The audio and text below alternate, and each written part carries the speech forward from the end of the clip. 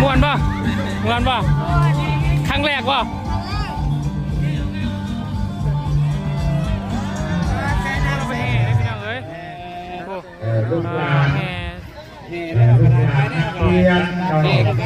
ป้าเฮ้กันป่ะเฮ้ป่ะโอ้พี่น้องยาฮุบยาเหี่ยวอยู่แท้ใจดีพี่ผมเห็นมูแล้วง่วงหน้าง่วงหลังอยู่ลงมูป่ะลงมูโต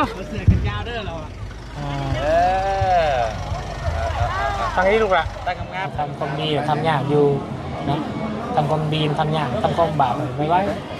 ทำความชั่วน่ะเทคมือเด็ดยี่นี่ก็ได้ความชั่วนะนี่หลังเงินในต้นไปกับชั่วนี่ความดีกว่าสิหาเงินมาทำความดีนี่กันยากเนาะจะมาสู้เอาเนาะแดงจริง1 ก้อนเลี้ยงใช้ใจดีเด้วางก่อนลงมือเด้อเอาใหม่ลงก่อนอย่างว่างเลยเอาขึ้นเลยเอาวางเลยทำผล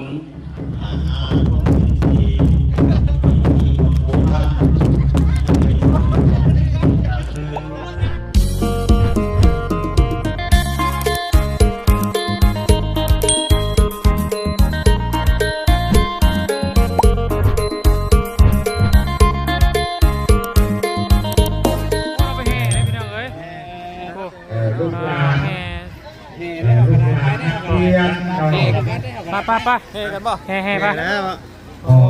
พี่น้องยาฮุบยาเหี่ยวอยู่แท้ใจดีพี่ผมเห็นมูแล้วง่วงหน้าง่วงหลังอยู่ลงมูป่ะลงมูกินน้ำป่ะทำไมซื้อหายกินน้ำป่ะซื้อหายป่ะกินน้ำก่อนกินใ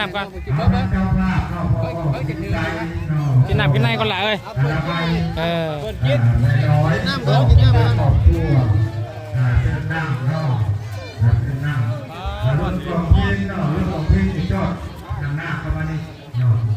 ไว้บ่ไว้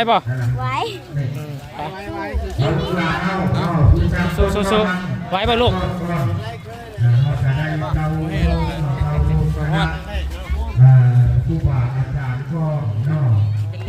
แต่มันครบ3 หอบได้ป่าบ่ได้เลยพักได้หอบนึงแต่มันครบ3 หอบได้ป่าไปพวกเราลูกไหลอีก2 หอบอดทนเอาเด้ออดทนเอา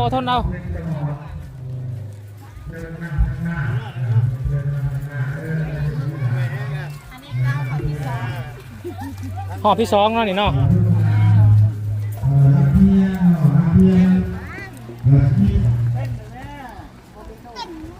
หอบที่3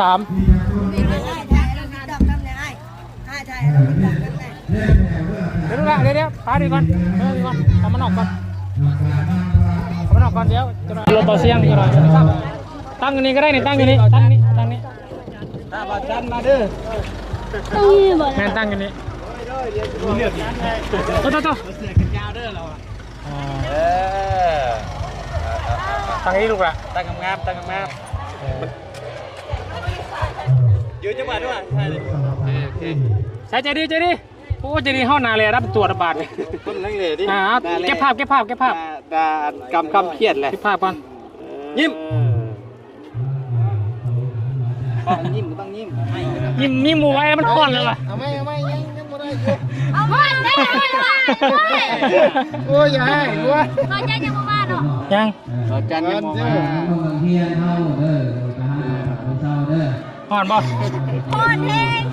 เป็นเองแล้ว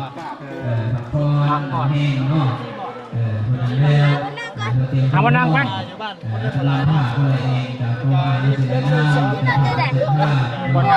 ฮะเมื่อยทั้งมวลน้ำเขาเห็นบุญเด้เห็นบุญกุศลสร้างบุญสร้างกุศลให้ครอบครัวมีความสุขนะเขาเตียงยังออกมาพูดแต่บอกกันนะ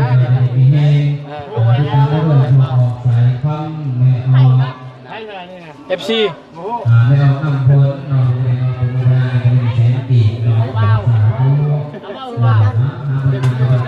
เอ้า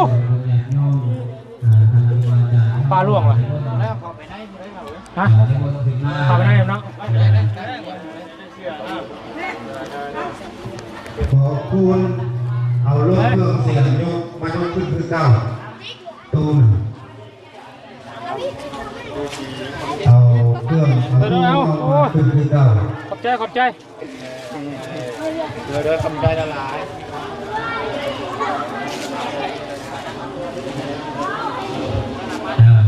สาธุอารุณาบุญนำเนาะ ครับ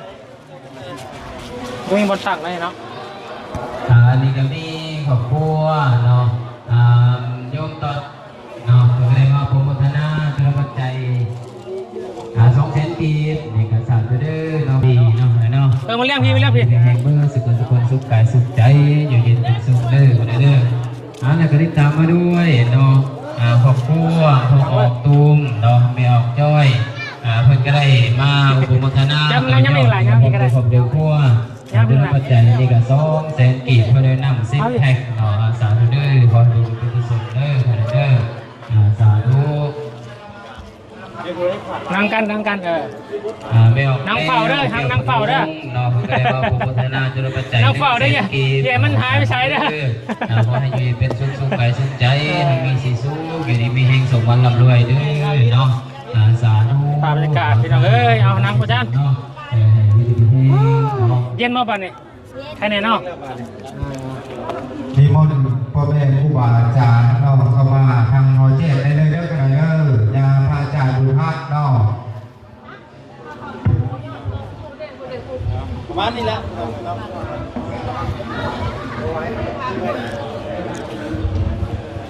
อันนี้มนต์นั่งเข้านั่งข้างในเท่าไหร่ มานั่งประจัน พ ตัก ระอาจารย์เนาะบุญพัฒน์อุปชัยเจ้าหน้าที่การวัดทักโกงเนาะยาโพคำพันธ์เนาะบัด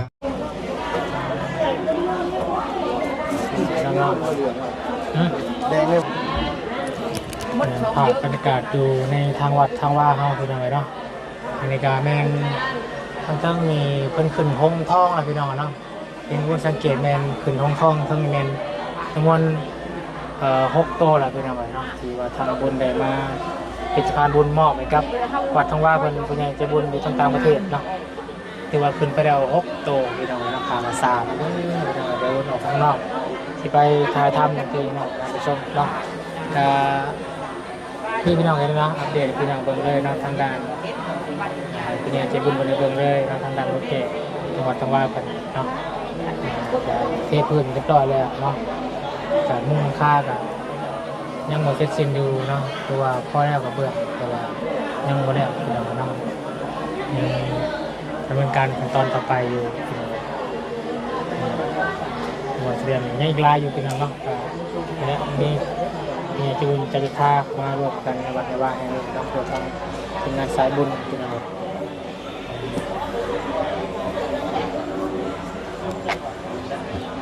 ทัววัดแห่งนี้เขามาขวบ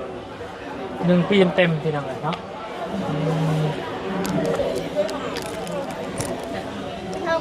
เมื่อยปะ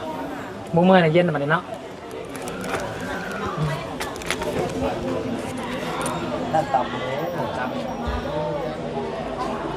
งาม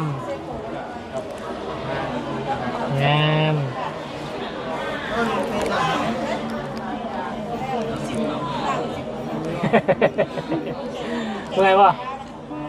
แค่นี้บัดนี้เนาะแค่กูเก่าแล้วปะต้นได้ลายกูหมดจะว่าต้นได้ลายกูหมดต้นนี้ปะต้นนี้ใหญ่กูหมดปะ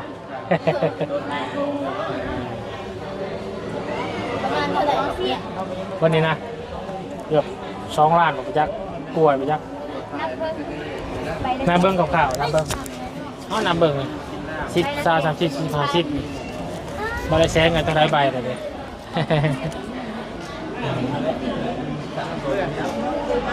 คือว่าสุภเจ้าได้บุญได้กุศลหลายแล้วเห็นป่ะมาได้มีโอกาสมาทำบุญแบบนี้เนาะที่มันสิฮอดมันสิเมื่อยกะแต่ถือว่าเป็นบุญเป็นกุศลเนาะให้น้องๆพ่อๆเป็นสิ่งดีๆครอบครัวมีความสุขความเจริญนะว่าเมื่อยฮอดเมื่อยก็ยังอดเอาทำความดีทำยากอยู่นะทำความดีทำยากทำความบาปไม่ไหวทำความชั่วน่ะเทคมือเดียวนี่ก็ได้ความชั่วนะนี่หลังเงินในต้นไปก็ชั่วนี่ความดีกว่าสิหาเงินมาทำความดีนี่ก็ยากเนาะ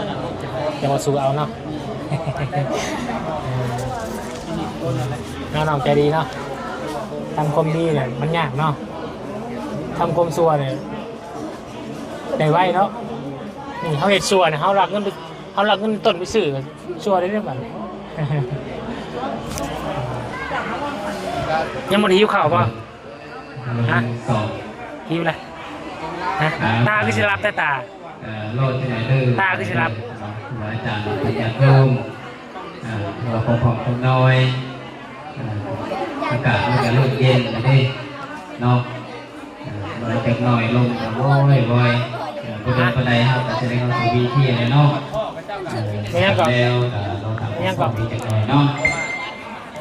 ว่าอย่าพูดตอนกินข้าว แม ใน ว เช้า น้ำของสอนบันโดงเนาะ ว่าตอนกินข้าวนะ ในว่าพุทธนาจุลปัจจัยกัน100,000 อ๋อเย็ ปี น ตาสาธุเลย เย็นไม่แห้งได้ป่ะ โอ้ให้ไปบุญน้ำคำน้ำคืออยู่นู้น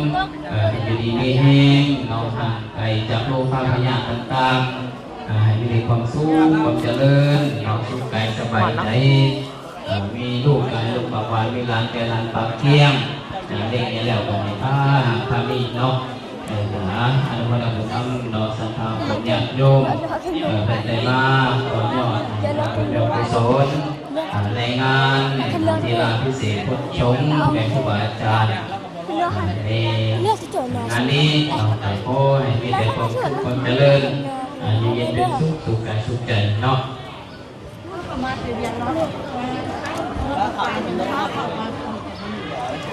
แมวตั้ง100,000 กีบเราเป็นในเบาพระพุทธนาต่อยอดการเสด็จเลื่อนเนาะขอให้มีแต่ความสุขความเจริญสุขกายสบายใจเนาะมีเป็นสุขกายสุขใจ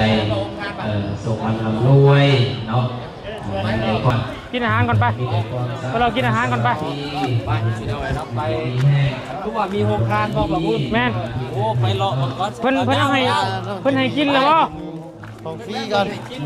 กินสัตว์ จะว่าเพิ่นเลิกนี่จะได้เพิ่นให้กินนะ ข้าวลาบ ฮะ ไปกินข้าว แม่ ลาน บ บ่ ของกินของฟรีเจ้าอยากข้าวรามบ่ฮะ ไม่อยาก บ่อยาก ไปไปไปไป ข้าวจีอยากกิน เฮ้ยเขาจีเด้ยังอยู่ สิพาไปกินของฟรีนี่เออเดี๋ยวเพิ่นแจกฟรีฮะ นั่นบอกคนใจกินสิ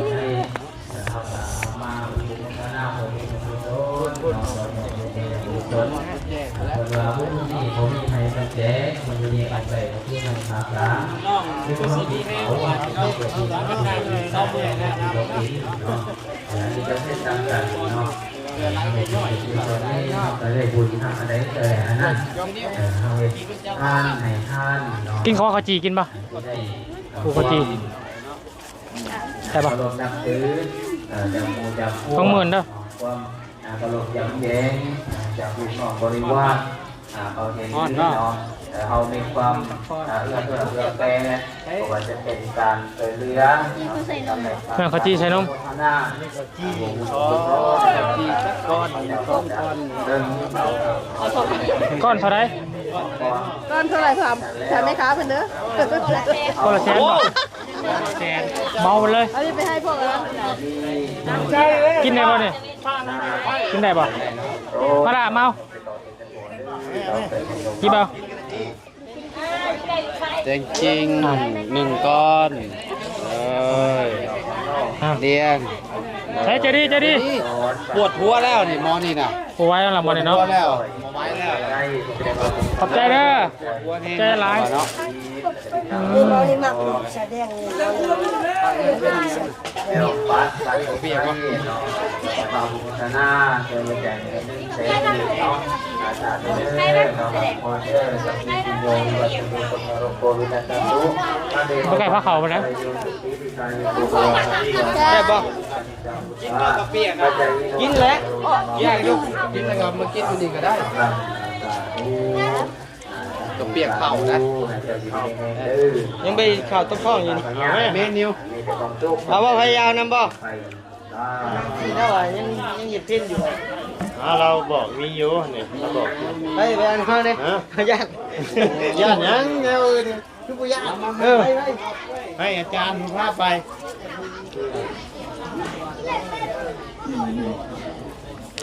บูยิมเบลอีกเหรอ คนอย่างคิดเลยว่าคนมาทำบุญ ของฟรี บุญขาย ของฟรีมีในโลกแต่นานๆสิมี ออก ที่ คำที่มาแต่บ้านวังให้เนาะก็ได้มาเป็นทหารลงแจ้งว่าตอนนี้คุณตอนนี้คุณตอนนี้ตรงแสนกี่ ฮะ โอเคบอกผู้ว่า บอกว่ามีเงินผลิต มีแห้งหรือบ่เฮ้ย ทุกคนเจริญเนาะ ที่เป็นล่มแล้วเนาะบอกแล้วปลูกบอกต้นปลูกมันคือเป็นแบบนี้เนาะปลูกมันบอกเก่งย่างตาแดดสินี่จะเป็นล่มดิ บ่มันนี่มันแดดเลยได้มันแดดเลยบ่บุญแดดโพดแดดโพน่ะ บอกเอ็นบอกบะหมี่ตัวบะหมี่เอ็นเรากินลาย เพราะเราถั่วใหญ่เชื้อเราหน่อย อาจจะรู้ว่าบนน้ำเนาะ เป็นไงเป็นที อ๋อเราหู้ถ้าเป็นหู้เป็นตัวใหญ่ก็นะตัวใหญ่ เอาไว้เพื่อเอาไว้ แล้วเห็นเบาดีตัวใหญ่ อันนี้ชื่ออันนี้คือที่ยิ้วแห้งกว่าหมูนี่นะ ลงมาของบุญโดนก็ได้บุญน้ำกันเบอร์ไปสู่คน เอาโอเคสพี่น้องรับลาแล้วเนาะสำหรับคลิปนี้ไปแล้วเอาสบายดีเด้อล่ะเด้อ สบายดี สบายดีพี่น้องเลยเนาะ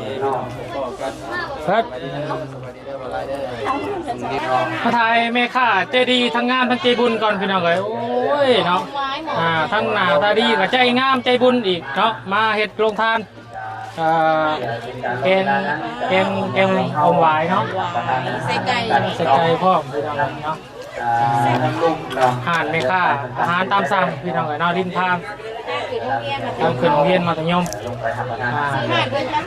โดยทานกันเองพี่น้องเลยเนาะสามารถเป็นตามสบายกินกันเองได้บริการเองเมื่อนี้มาเฮ็ดโรงทานเราเฮ็ดกับข้าวเนาะอยู่นี่เนาะอยู่วัดอยู่ว่าพี่น้องเลยเนาะโอ้ยบุญสากุศลพี่น้องเลยปล่อยบะเคิงก็มีโดยไข่แดงอุ้ยเมนูเนาะมีแต่เด็ดเนาะเอาพี่น้องเราสร้างบุญสร้างกุศลมาดูวัดดูว่าบ้านผู้กวงวัดผู้กวงพุทธรามเมืองสกลแขวงสวรรณเขตพี่น้องนะทีมงานเอาไปพอเนาะตอนนี้ก็เวลา10 โมงครึ่งแล้วพี่น้องเนาะ อยากอยู่ทุกอย่างที่จะ เอา จ้าด้วยจ้ากล้วยไปจ้าด้วย ตัวใหญ่อยากเลยตัวบุกินนิดหน่อยเลย ช้างง่วนเอาของลงบาดนี้จะไม่ได้แล้วทั่วระบาดนี้พี่น้องเนาะมาเสร็จภารกิจแม่นแค่ไม่ชิโนทางเขาผัดพระธาตุโพน เลยรักษาหายเนาะเดิน400ละ200-300บาทเนาะถอยโป๊กมาตรง3494พี่น้อง 94แล้วเพียงเด้อเพราะว่าเอก เอาอีกพี่บอย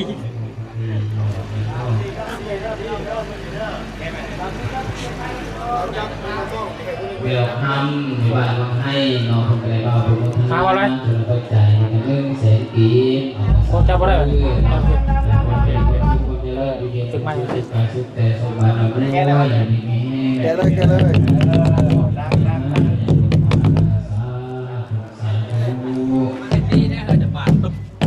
ลงอย่างตีนะมี2 กับ 3 ชาด้วยเอาเจ้าก่อนถ้าเจ้าเป็นเชียงอ่ะเจ้ามาเอาไปด้วยเอาเราลงนะผูเอาลงมารถน่ะถ้าเจ้าเคยน่ะผมเคยตีเอาเยอะตัวนี้มาอยู่เราเคยตีนี่บอกเชียงเราผมเคยเอาเชียงลงมาก่อน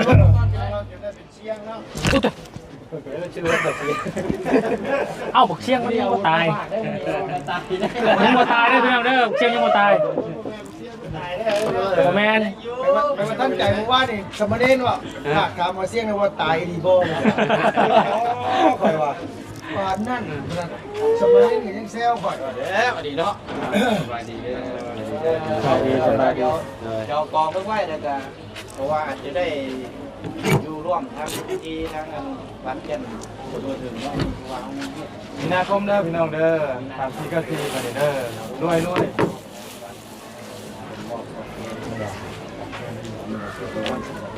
นักเติบได้เนาะ โอ้นักแล้ว โอเคเชื่อคนเชื่อเก่งเอามาแต่เมืองใช้พุทธองโดย มึงใส่กุทอง เดิมเนาะ รถเลขออกได้มี3 4เลย4โตคุณยักษ์รถกาวเลขไทยได้หมด ใช่สิโตไปแล้วเด็กลาวอย่างเดียวคนนี้นะเด็กไทยเดียวเนาะเอาลาว2ตัวก่อนลาวเลยลาวบ่ฮอกถามแรกกูแล้วอื่น อย่านะบอกอะไรจะเราก็ช็อกอีก ที่มาช็อตอีกแล้ว จะมาช็อกอีกเนาะถึงเลขเพลงกูถึกเนาะ ต้องวัดตรงนี้ได้ไปบ่ช็อตแล้วแบบนี้ต้องเช็คแล้วแบบนี้มีประวัติอยู่เลยกำลังเกะ ตอนจับตัวนี้ออกไป ส่งมาก่อนมาด่วนนึงเข้าไปเลย ถึง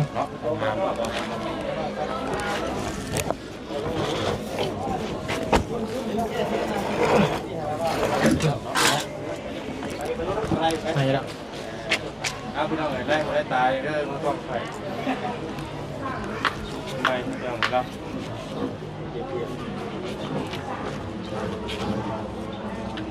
เขานั่งยังเห็ดนี่นั่งควายป่ะ เพิ่งว่าเข้าก็สามารถเปลี่ยนได้แต่ว่าอย่างเท่หรอมีเท่กับเทียมนะ แค่แล้วเนี่ยนะใครยังมูบัดอยู่ แพ้เล่นทั้งเข้มนั่นสิบดังนะหลายคนที่เดียว เอากองก่อนป่ะ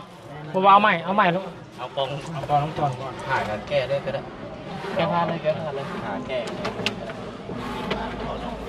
เพราะมันเป็นเข็มมุดบล็อกเดินเก็บเม็ดไม่ใช่กาวทรงนะ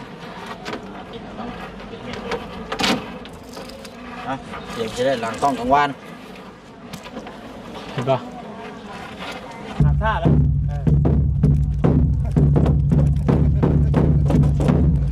เห็นป่ะโอ้ย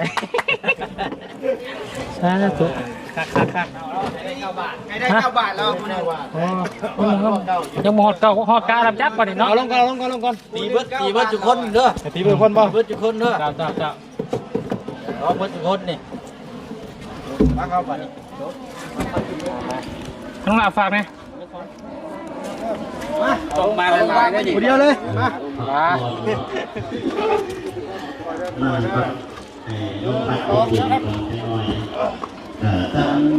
ดีๆบ่เจ้า เดี๋ยวยาวเด้อ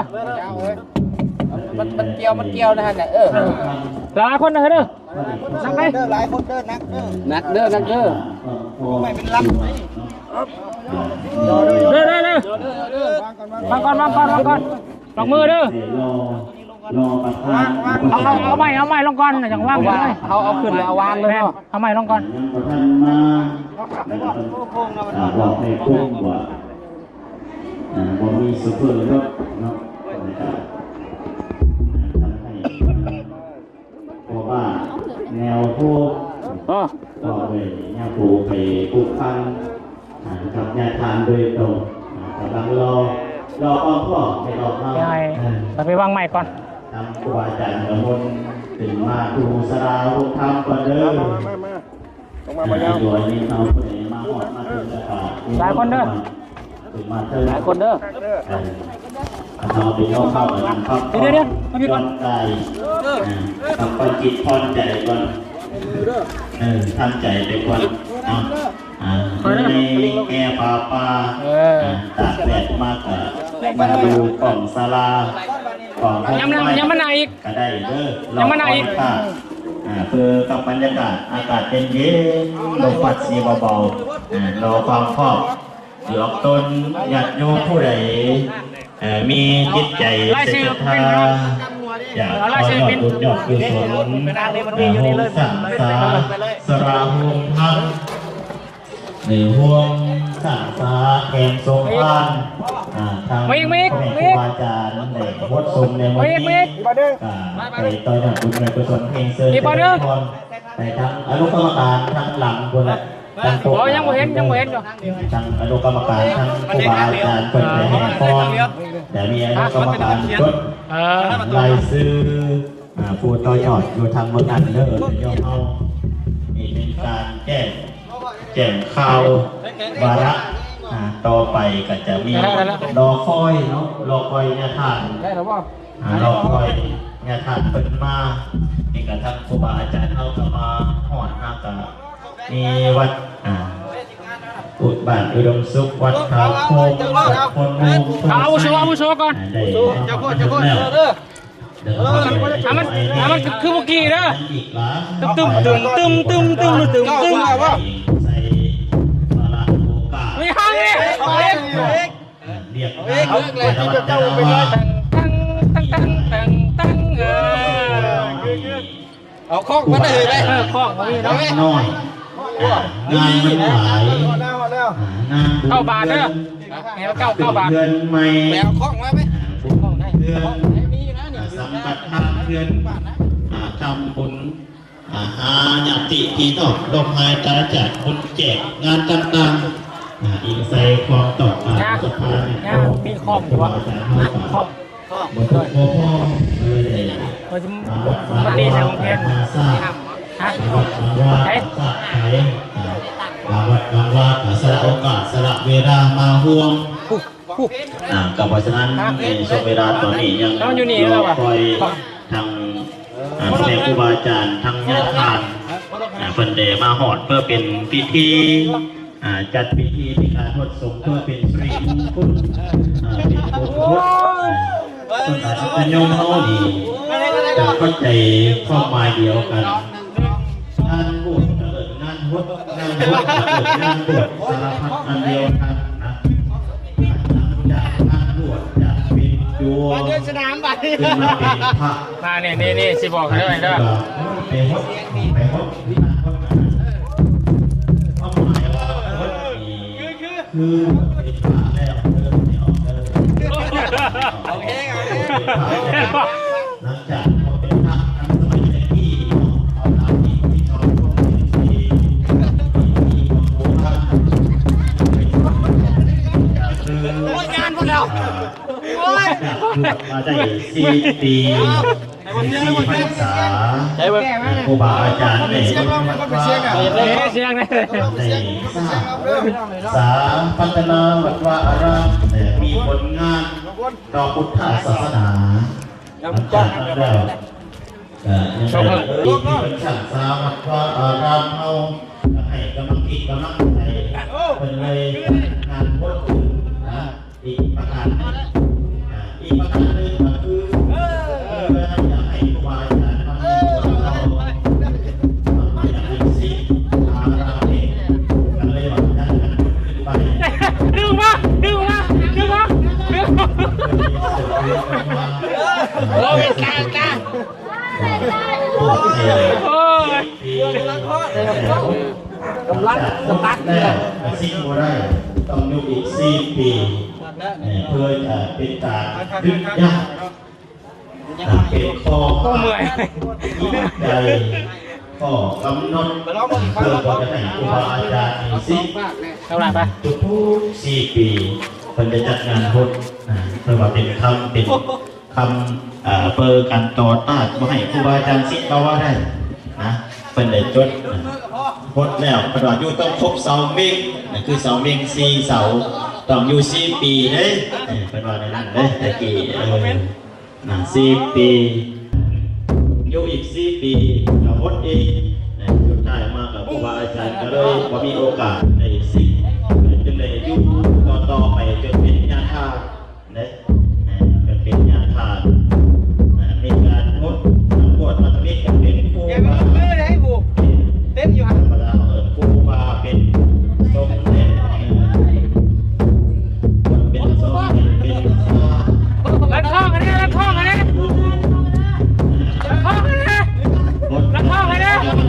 เรียกเป็นเดือนอะไรลักข้องกันลักข้องเนี่ยมูไว้เนี่ย น้องผิดมันจัดงานวันความสำคัญเป็นจัดข้าวให้ฟังเอาอีกให้โจ้มันตีให้โจ้ที่กองเอาอีกการพดทรงเป็นอานิสงส์เนี่ยใดอานิสงส์สำคัญก็คือจะให้ครูบาอาจารย์อยู่ในวัดว่าอารามนี่โดนก็อยากให้ศิษย์ปฏิบัติจัดงานพุทธขึ้นมาอีกประการหนึ่งเห็นความสำคัญการสร้างการสร้างการให้ความสำคัญยกระดับของครูบาอาจารย์ 30 นาทีเด้อทำได้30 นาที เป็นสิ่งสำคัญของที่กำลังใจของเราเป็นสิ่งสำคัญเพราะว่าขาดกำลังใจก็ได้เนาะเพราะฉะนั้นเพราะว่าเทพบาอาจารย์ออกตนญาติโยมก็คือการต้องการกำลังใจ โอ้สาธุอ้าว มีการบังคับบังคับ เพื่อมอบถวายกองเพลกับทางวัดทางว่าเพิ่นพี่น้องเนาะเฮากับศิลปินทั้งอื่นต่อบัดนี้พี่น้องเนาะสิมาส่งน้องๆเพิ่นก่อนง้อยแล้วข้อตกแล้วพี่น้องเนาะอยากเมื่อแล้วเนาะเพราะว่านั้นเราว่า11 โมงสิมาส่งแล้วพี่น้องเอ้ย11 โมงแล้วเมื่อยแล้ว พักหนึ่งบาทเดียวเนาะพักหนึ่ง ฮะโอเคพี่น้องเนาะสำหรับคลิปนี้ก็เสด็จขออนุญาตก่อนเด้อจบคลิปแล้วพี่น้องเพียงสันนิษฐานเนาะพอๆกันในคลิปหน้าก็แล้วกันพี่น้องเนาะขอบคุณขอบใจของพี่น้องFCวัดสุขุมสุขนติดตามรับชมเป็นกำลังใจกับ เราต้องเอาใจประกอบลายขาดกำลังใจนี่กับมวลเป็นเสาเป็นมองคือการเนี่ยถ้าผู้ใดมีกำลังศรัทธาตั้งเดินทางนี้ พี่น้องเนาะตอนนี้ก็แมนยอดโซฟาอยู่สูงสุดพร้อมด้วยโต๊ะหงทองพี่น้องเนาะโต๊ะหงทองอยู่ทางด้านบนพี่น้องเนาะ2 4 6 8ถือว่านับเป็น8โต๊ะหงพี่น้องเลยเชิงสวยงามอันนี้แมนหงนี่เพิ่นก็ขึ้นใหม่แมนก็ขึ้นใหม่คือปีที่แล้วนะหัวอุ่นเป็นผู้ใหญ่เป็นสะพานบุญทางผู้ใหญ่เพิ่นบ่ทุกตัวเลยแต่ว่าเฮาขึ้นเฮาก็เอาขึ้นปีนี้พี่น้องเนาะเพราะว่าเพิ่นสิเฮ็ดมุงหลังคาแล้วเพิ่นสิเฮ็ดโครงสร้างแล้วยังเหลือหลายเนาะหลายอย่างขาดหลายอย่างขึ้นเนาะ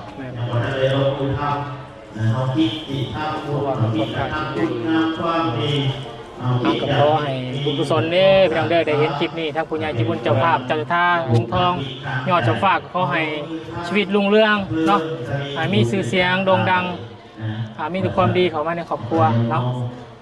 ขอให้คนนับหนาถือตาสวงส่งพี่น้องเนาะ